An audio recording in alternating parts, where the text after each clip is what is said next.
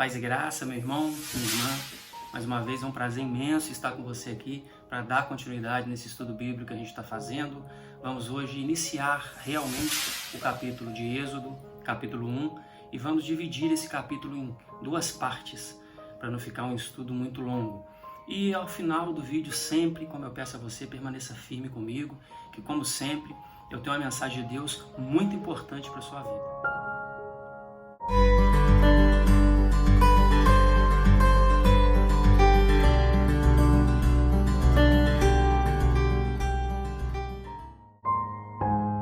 A gente já tinha feito, então, uma introdução ao livro de Êxodo. Se você não assistiu, assista o vídeo anterior. Uma introdução sobre o que é o livro de Êxodo. E agora a gente vai estar iniciando esse livro, pegando o capítulo 1. E eu vou dividir esse capítulo em dois. E essa primeira parte vem a ser uma conexão com o livro de Gênesis. Então, a gente lembra que tinha ficado toda a família de Jacó lá no Egito, e esse livro agora vem fazendo uma ponte até a data atual aqui, né? No caso, a data que acontece o livro em si, cerca de 350 anos depois. Então, esse tempo, né, que fica ali o povo 350 anos depois, ele faz essa ponte, faz uma explicação desse período, uma explicação rápida. E é isso que vem falando. E aí no final eu vou deixar uma mensagem para você, eu peço que você permaneça até o final comigo e já deixa aí seu like se você gostar do vídeo, compartilhe o vídeo com outras pessoas, deixe o seu comentário aqui embaixo, o que você achou, isso é importante também para o crescimento, né, do vídeo aqui no canal, que o canal entende que o vídeo é relevante, né, não só para os inscritos, mas para o canal como um todo, e ele indica para outras pessoas. Isso é bom para o vídeo chegar em outras pessoas. Então deixe o seu like, se inscreva no canal se não for inscrito. Muito obrigado se já foi inscrito, né? Eu agradeço a você. Bom, então iniciando aqui o capítulo, né, a partir do versículo 1, diz assim: São estes os nomes dos filhos de Israel que entraram com Jacó no Egito. Cada um entrou com a sua família. Ruben, Simeão, Levi, Judá, Issacar, Zebulon e Benjamim, Dan, Naftali, Gade e Aser. Todas as pessoas, pois, que descenderam de Jacó foram 70. José, porém, estava no Egito. Faleceu José e todos os seus irmãos e toda aquela geração. Mas os filhos de Israel foram fecundos e aumentaram muito e se multiplicaram e grandemente se fortaleceram, de maneira que a terra se encheu deles. Entre mentes se levantou um novo rei sobre o Egito, que não conhecera a José. Ele disse ao seu povo: Eis que o povo dos filhos de Israel é mais numeroso e mais forte do que nós.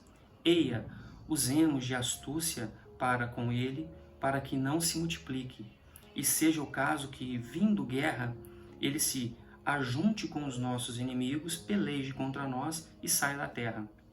E os egípcios puseram sobre eles feitores de obras, para os afligir com suas cargas. E os israelitas edificaram a Faraó a cidade celeiros Pitom e Ramsés. Mas, quanto mais os afligiam, tanto mais se multiplicavam, e tanto mais se espalhavam, de maneira que se inquietavam por causa dos filhos de Israel. Então os egípcios, com tirania, faziam servir os filhos de Israel. Eles faziam amargar a vida com dura escravidão, em barro e em tijolo, e com todo o trabalho no campo, com toda a servidão em que na tirania os serviam. A gente já vê aqui no início, já falando do povo de Jacó no Egito. Então, ele já diz que entraram no Egito todos os familiares de Jacó, e vem falando sobre os patriarcas, vamos dizer assim, né? Os filhos ali de Jacó. E diz que lá no versículo 5, que são 70, foram 70. José, porém, estava no Egito. E aí a gente pega lá no livro de Atos, capítulo 7, versículo 14, diz: Então José mandou chamar a Jacó, seu pai, e toda a sua parentela, isto é, 75 pessoas. Aqui ele diz 75 pessoas, mas esse 75 é relacionado à Septuaginta, então é a tradução grega da Bíblia. E ali eles entendem, coloca esses 75 diferente dali, porque considera já José, né, a família de José. E a família de José estava no Egito. Então, por isso essa diferença. Então, era 70, contando ali com José, 75. E a gente também tem que tomar em conta que quando contava os homens maiores, aqueles capazes de ir para a guerra. Então, se somar aqui, né, as crianças, as mulheres, então talvez assim facilmente passasse dos 150 que estariam ali. Mas, independente de qualquer coisa, que ele vem citando isso.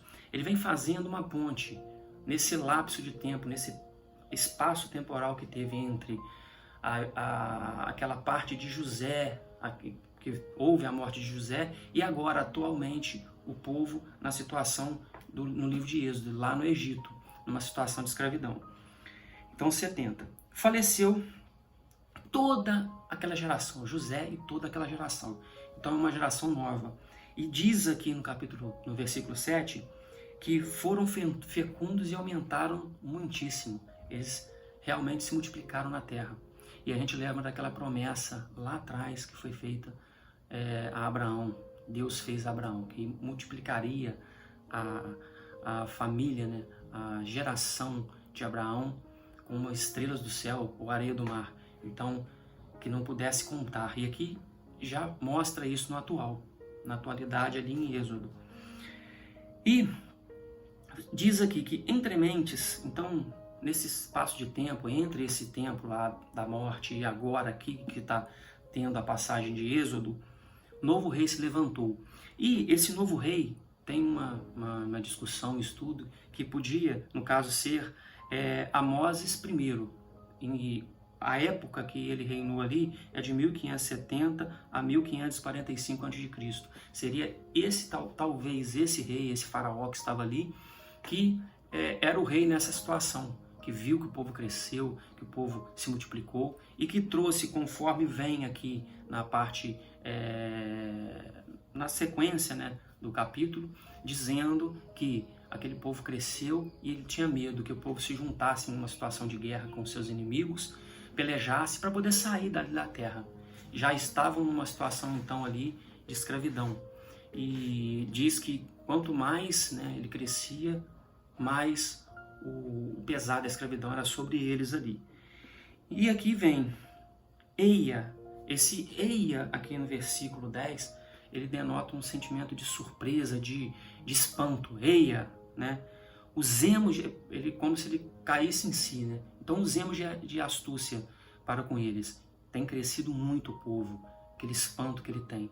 E ele vai e coloca feitores, né, sobre o povo de Israel, para realmente o povo de Israel servir ali, numa situação de servidão.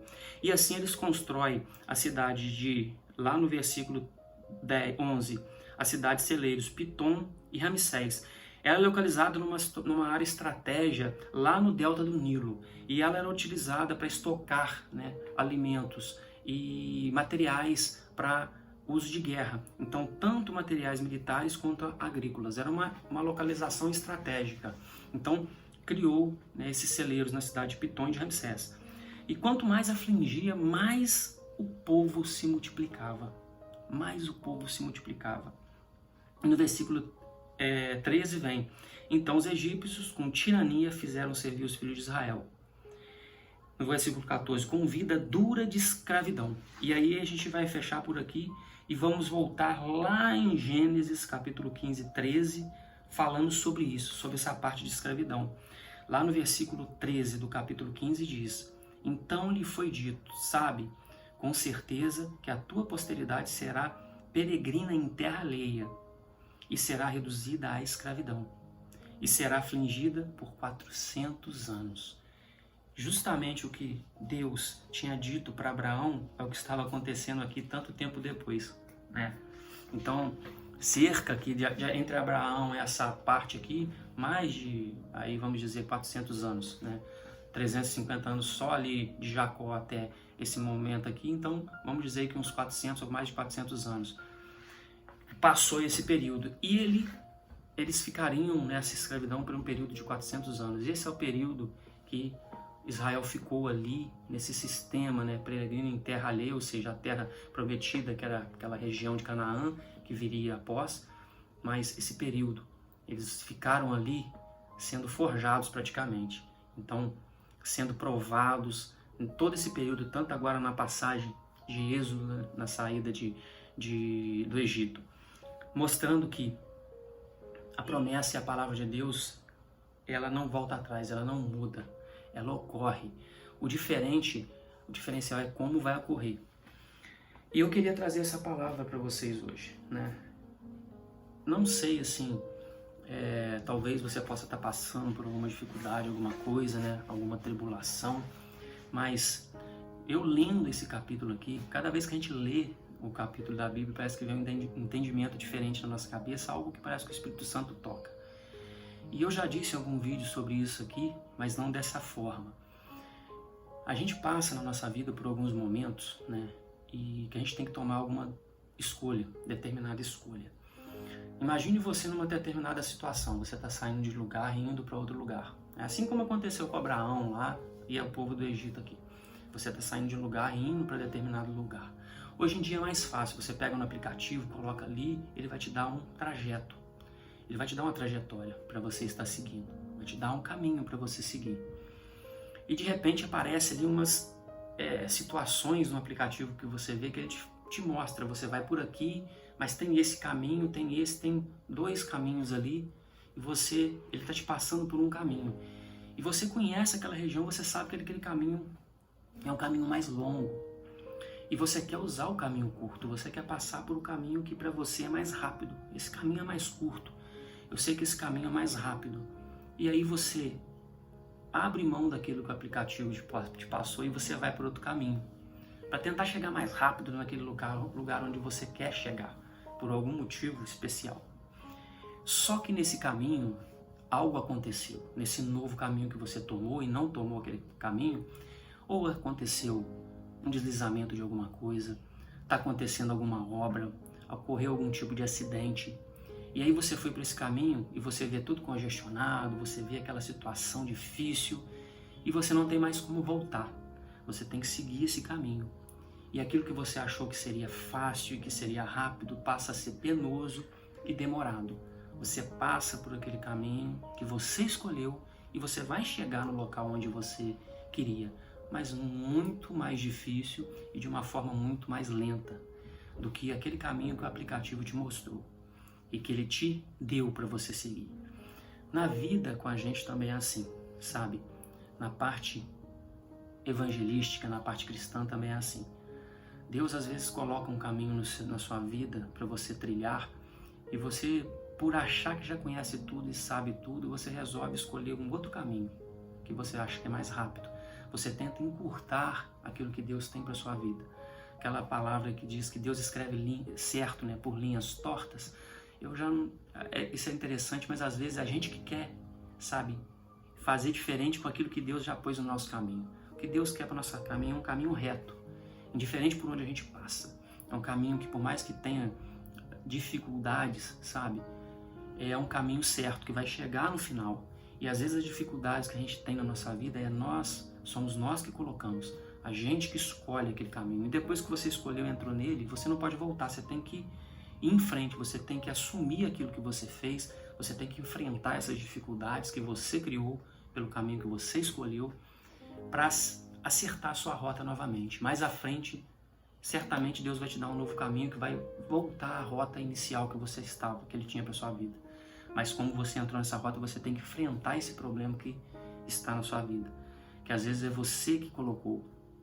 E talvez seja Deus que ponha no seu caminho, assim como o povo de Israel, que necessita de algo na sua vida para poder te tornar mais forte, para poder forjar o seu caráter, para poder te dar, sabe, suporte, para suportar, para você aguentar e para você ter sabedoria para tomar as decisões corretas no momento correto para aquilo que Ele tem para sua vida. Por uma promessa talvez que Ele te deu lá atrás, que Ele colocou na sua vida e que até agora ainda não está, sabe, concretizada, mas que está sendo formada na sua vida, né? Deus, Ele vai dando forma. Nós somos como vasos na mão do oleiro. Então, Ele vai dando forma naquilo. Até então, a gente sem forma, sabe? E Ele vai dando forma. E essa forma, às vezes é apertando, às vezes é te colocando carga, às vezes te colocando na dificuldade, numa tribulação, para você saber sair dessa situação. E às vezes depois ensinar para outro. Às vezes depois você ter sabedoria para poder passar para alguém algum tipo de ensinamento que talvez alguém possa ter passado para você ou que você aprendeu sozinho. Mas as dificuldades na nossa vida, a gente tem que ir passando por elas, sabe? Enfrentando essas barreiras, esses obstáculos, nos tornando mais forte, para no momento certo a gente receber o galardão de Deus, a glória de Deus, né? As bênçãos de Deus. E que assim seja na sua vida. É isso que eu queria deixar para você aqui hoje. Que você tenha sabedoria para poder saber lidar com as dificuldades, que você consiga passar pelas adversidades que apareçam na sua vida, pelas dificuldades, e que você se torne mais forte para seguir no caminho de Deus. É isso que eu desejo para você. E, como eu sempre peço, deixe seu like no vídeo, compartilhe com outras pessoas, né? Se você chegou até o final e gostou da mensagem, deixe seu comentário aqui embaixo, sabe, o que você tem achado dos vídeos, sugestões. Isso é interessante para o crescimento do canal. Compartilhe aí com outras pessoas para que outras pessoas recebam essa mensagem. Se inscreva no canal se já não for inscrito, deixa aí o seu like. Tem um sininho que você pode estar acionando para poder receber as notificações. Aciona lá, né? Aperta lá no sininho e deixa lá em todas para poder receber as notificações sempre que eu postar um novo vídeo aqui no canal. E fique com Deus, sabe? Que o Espírito Santo esteja com você, te dando sabedoria, guiando seus passos, que você esteja junto, agarrado à mão de Cristo, que você entregue a sua vida ao nosso Senhor Jesus, Ele é o caminho que leva ao Pai, e que tenha fé em Deus, pois Deus está no controle, Deus está contigo. Forte abraço e até o próximo vídeo.